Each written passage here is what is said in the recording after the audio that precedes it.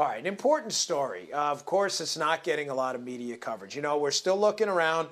Denise and I have been looking through the internet to try to find the extensive coverage of this heroic school resource officer, Mark Dallas, in Dixon High School in Illinois, that headed off what could have been an awful, awful tragedy.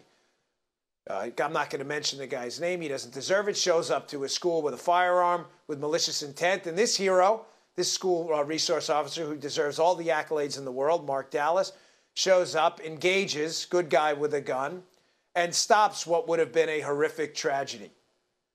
Where's the media on this? We haven't seen them. The media has been absent. Why? Folks, sadly, because celebrating a hero and a good guy with a gun defeats the far-left media narrative that the gun is to blame and the gun is always a tool of evil intent. I said earlier on Grant Stinchfield's show, I do a hit with him daily at 1 o'clock Eastern Time. I encourage you to check it out. We have some good back and forth. That their narrative is exclusively that a gun is evil in and of itself. The very existence of the gun is evil, and it has no useful purpose at all. You and I, and the viewers of this channel, know that's nonsense. That a firearm is a tool. It's a tool of self-protection. It's a tool for hunting. It's a tool for sportsmen. It is a tool. But it's a tool that can save your life. And in the case of this hero, Mark Dallas, it did save lives. It saved many lives. Now, our own Colion Noir went out there, and he noticed something interesting. I want you to pay attention to this clip.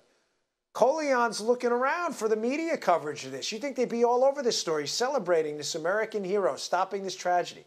But he noticed something suspicious. Play Colion's cut. And I look around here today, and I don't see CNN. I don't see MSNBC. I don't see any major news networks except for a few couple local stations. They're not talking about it. They're not saying anything about it. But yet, when I make a video talking about how they exploit mass shootings only when there's a large body count, somehow I'm not telling the truth and I'm lying. Which proves my point. If it doesn't bleed, it doesn't lead, so they don't care. They're not here. They're not anywhere. So, with respect to my video, the media love mass shootings. They do, but only when there's a ton of blood. And when they can push a gun control narrative by demonstrating that we need more gun control laws because of this mass tragedy that happened.